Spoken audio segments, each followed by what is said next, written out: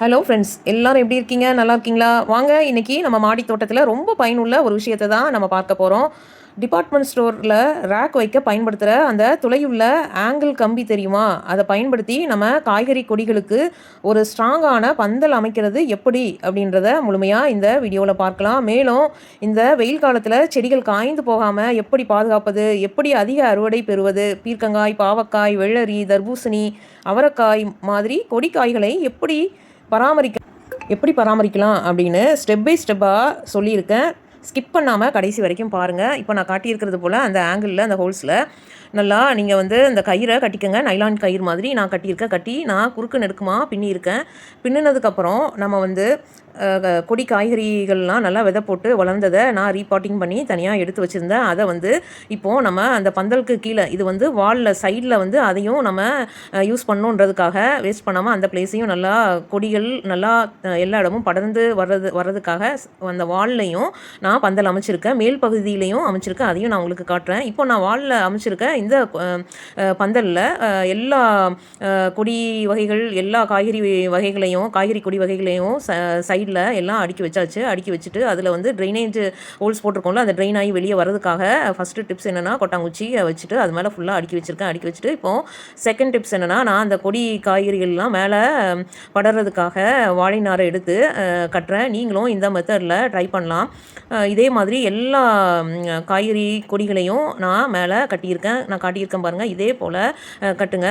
கட்டினதுக்கப்புறம் நான் எடுத்தது ஒரு 1 வீக் கழித்து எடுத்திருக்கேன். அதுக்குள்ளே பாருங்களேன், கொடிகளில் பிஞ்சு வர ஆரம்பிச்சிருச்சு. இப்போது நீங்கள் க்ளோஸ்அப்பில் பார்த்தீங்கன்னா தெரியும், சைடு அந்த வாலில் நான் எப்படி பின்னியிருக்கேன்ட்டு. பாக்ஸ் டைப்பில் நீங்கள் இந்த மாதிரி பின்னி எடுத்துக்கோங்க, நைலான் கயிறு வச்சு. நீங்களும் இந்த மெத்தடில் ட்ரை பண்ணுங்கள். நெக்ஸ்ட்டு 1 வீக்கில் நான் எப்படி செடிகள்லாம் வளர்ந்துருக்கு அப்படின்றதையும் நான் இந்த வீடியோவில் அட்டாச் பண்ணியிருக்கேன். நெக்ஸ்ட் அதையும் பாருங்கள்.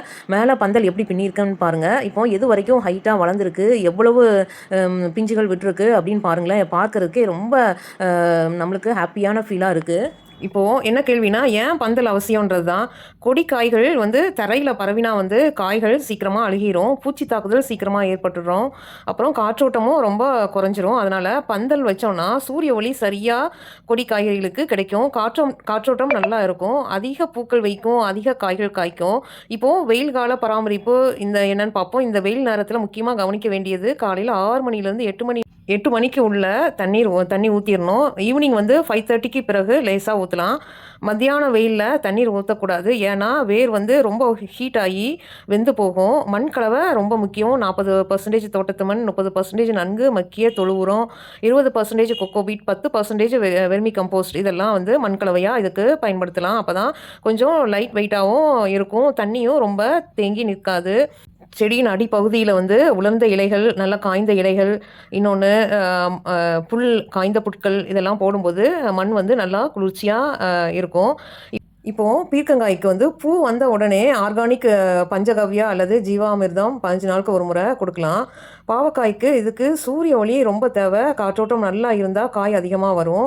வெள்ளரிக்கு மண் எப்போதும் ஈரமாக இருக்கணும், ட்ரை ஆகிடக்கூடாது. தர்பூசணி செடிக்கு ஒரு பெரிய ட்ரம் அல்லது அதிக இடம் தேவை. அவரைக்காய் இது ரொம்ப வேகமாக ஏறும், ஸ்ட்ராங் சப்போர்ட் இதுக்கு ரொம்ப தேவைப்படும்.